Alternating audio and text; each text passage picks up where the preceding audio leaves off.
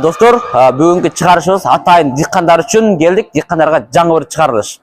Анда эмесе, бүгүнчү тааныштырмакчы болгонубуз болсо, ушул диққандардағы эң маселеси болуп аткан аштык кургатуу маселеси. Ошол боюнча бүгүн заводко келдик.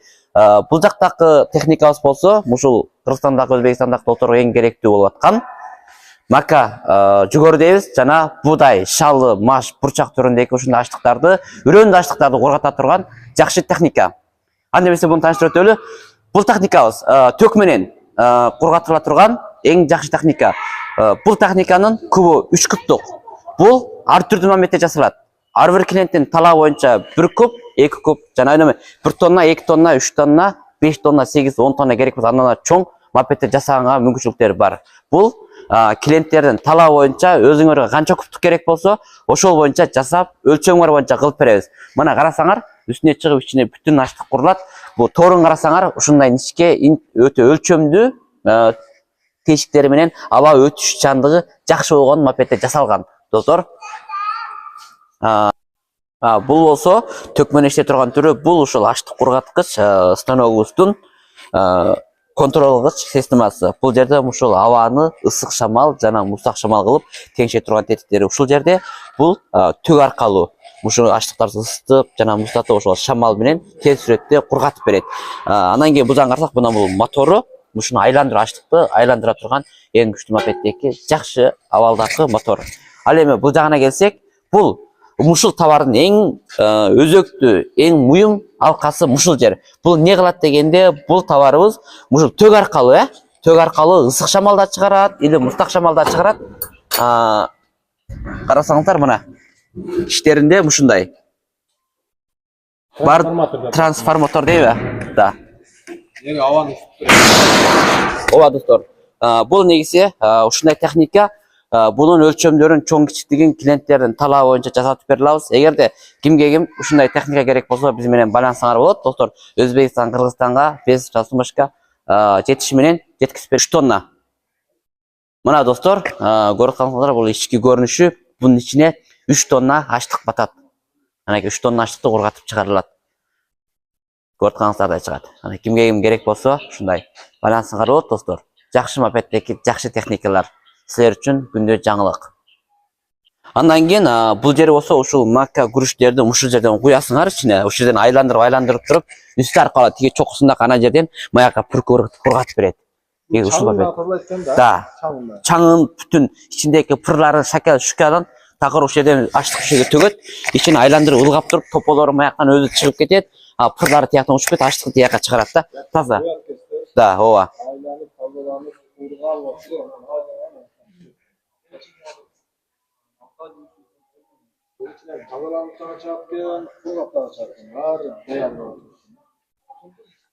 Тугандар, ал эми бул аппаратыбыз болсо, бул простою.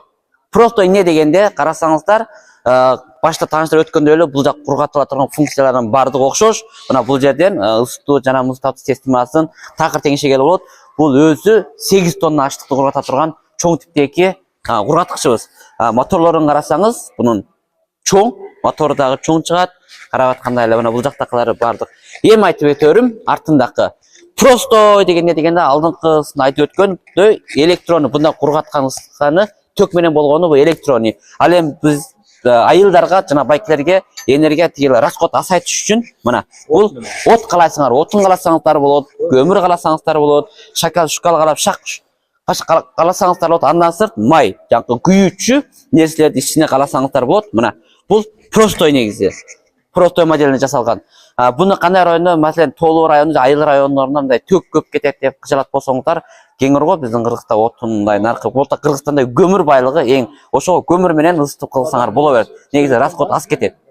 Да, бул жактан түтүнү ушул жактан майжен күйгүчүнүн түтүндөрү ушул жактан чыгып кетет. Ал ысыктык энергияны бул жактан айландырып, мына жерге келгенден кийин мушунун ичине пүркөп берет. Ысыктык менен жана муздак шамал ушул жерден пүркөт, ушул аркылуу ичинекин баарын кургатып, тиги жактан өзү үрөндү салдыбы, үстүнөн баарын түшүрүп берет. Ушул алетте. 8 тонналык. Анан бул жакта бар, мына 1,5. Кайсы? Мына ошо от калады го. От калаган кезде жери күйүүчү заттарды калаган кезде түтүн, кургак материалдар көзүнөн чыгып эле. Буну газ менен дагы, табигый газ жана бензин менен бүркүп туруп шамаларга бүркүтүп койсо табыт. Ошо кезде жанакы кээ бир бензиндердин майлары дуктары бар го, ошолусу муш астынан түшөт да. Ал отундардыкы түтүнү үстүнө чыгат. Күлү ушул жерде калат бунуку. Анан бул жактакысы болсо бул дагы окшош эле простой модель, кичиге мына бул 1,5 тонна ашты курута турганы. Карасаңыз бул дагы ошо простой түрү, от аркылуу, отун көмүр аркылуу газ, табигый газ жана бензин ошол май түрүндөгү күйүүчү материалдарды ичине каласа болот. Ошол мопед жасалган. 2 тонна айырмасы 2 тонна экен да бул, Да. Бул өзүнүкү. Айырмасы кайсы дегенде мынаны аркага чыксаңыз байке мен көрсөтөм. Толугу менен мынабунун көлөмүнө карата мына бул өзү 1,5 тонна ашты кургата турганы. Ал мындактакысы болсо мына 8 тонна ашты кургата турганы мына. Мына 8 тонна ашты кургата турганы. Ал тиги болсо 3 тонна ашты кургата турганы. Бул жерде чоң кичик өзүңөрдүн талабыңар боюнча өлчөмдөрүн канча тоннадан канча тоннагача айтсаңар, бул жакта заводтан ошол өзүңөрдүн модели боюнча жасап берет, или баалар дагы өзүнүн өлчөмдөрү боюнча ар түрдүү сената окшобойт достор. Мынаудан ыштар ушуга чөккөн, мынаудан келет да ушуга чөккөн, мына жерден ачып ышты тазалап Кагып коет. Ооба. Мына достор, карасаңыздар да бул жакта ар түрдүү модельдери бар, чоң кичиги, негизи окшобойт. Модельдер чоң кичигине карата ар түрдүүлөрү бар. Көрүп атканыңыздардай мына. Эгер ушундайлары жага берген болсо, силерге жаккан болсо, кызыктуу болсо, биз менен байланыштарыңыздар болот. Кыргызстанга ар түрдүү жаңы дыйканчылык жана спецтехниканын түрлөрүн, жаңы кабарларды, жаңы видеолорду силер менен күндө ортоктошуп турабыз достор. Эгер ушул туура келсе, өзүңөр жактырган болсоңор, ушул биздин каналыбызга катталып алгыла жана досторуңарга таркатып коюшту унутуп калбагыла. Туугандар, ушундай техникалар жаңы Кытайдагы ар түрдүү техника, ар түрдүү жаңылыктар менен ортоштошмокчу болсоңор, ушу биздин каналыбызга катталып алгыла, комментарийга жазып койгула мен деп. Менин атым Куттубек. Анан Кытайда bunday товарлар аябай көп. Биз ойлобогон, биздин түшүбүзгө кирбеген аппараттар дагы бар. Ошо сиздерге кандай аппаратты көргөзүп бер десеңиздер, ушу каналга катталып туруп, комментарийге жазсаңыздар, мындай аппараттар барбы, мындайлар барбы деп көргөзүп беребиз. Колдон келишинче Кытайлар менен сүйлөшүп, иштешин көргөзүп, тууган уруктош жерлерге ушу видеону, каналдын ссылкасын жиберип коюңуздар, поделиться кылчы. Подписаться басып, каналыбызга катталып алыңыздар. Ар кандай краскалана элек. Буларчы заказ кылсак, бул жерде түрү чыгат экен да, ар кандай размердечи. Бирок бири-бирине окшобойт. Ар кандай размерлери бар экен.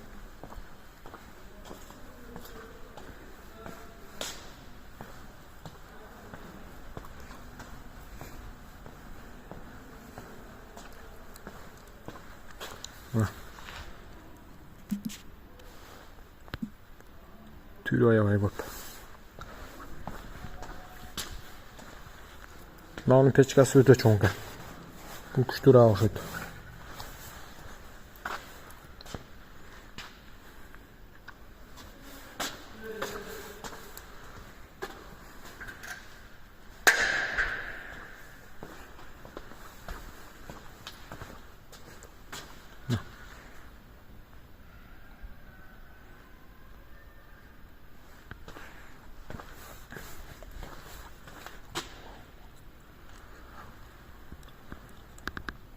Бул только дыйкандарга керектүү нерсе да, бирок.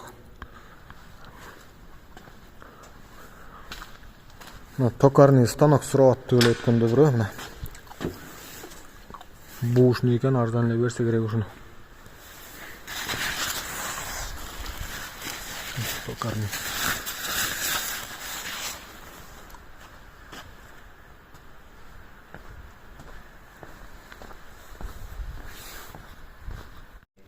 Мына тоонун жардын астына Кытайлардын үйү экен.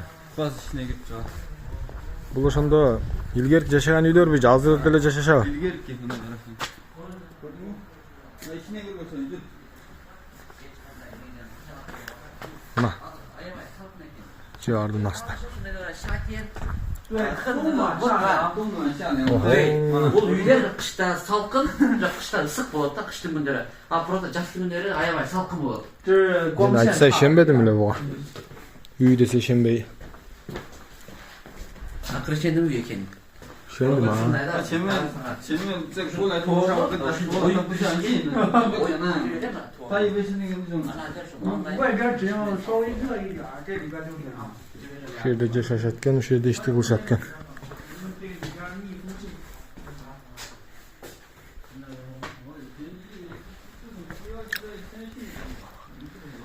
我们这边也有，只是现在不让住这种，一般人现在不让住这种。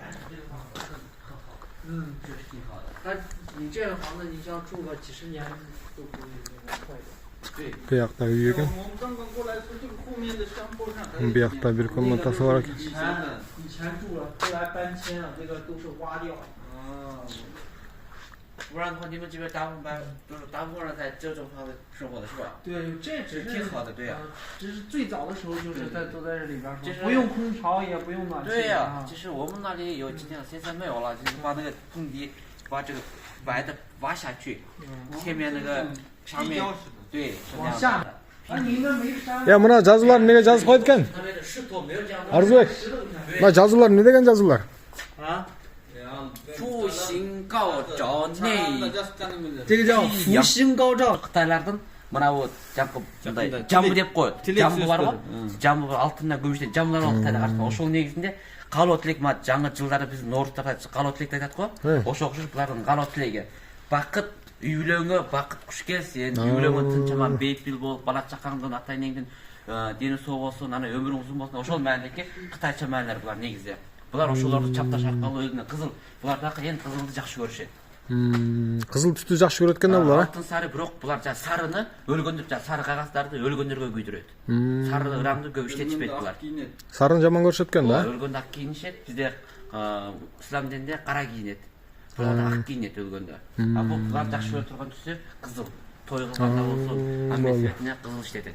Бул эми кыйла жыл мурунку салынган үйлөрмү? Булар мурда такыр ушуну үйдө жүрүш экен, азыркы кирдик го. Киргенден кийин карасаң булар бул үйлөр бизде да болгон. Кыштын күнү кирсең мен бизде да болгон Шинада жер астында 50 метрге кирип кеткен.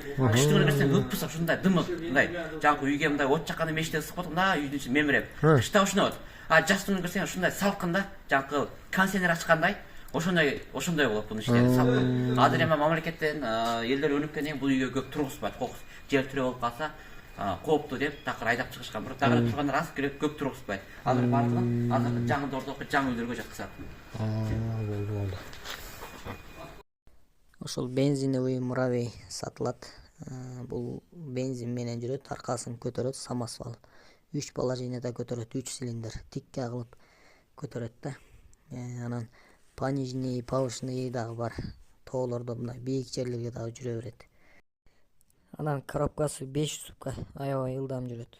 Чоң жолдордо дагы катуу жүрөт да. Анан баасы 130 000 сом. Ала тургандар болсо алдыдагы номерге байланышып алып алыңыздар. Тез аранын ичинде сатылат, акча керек болуп атат.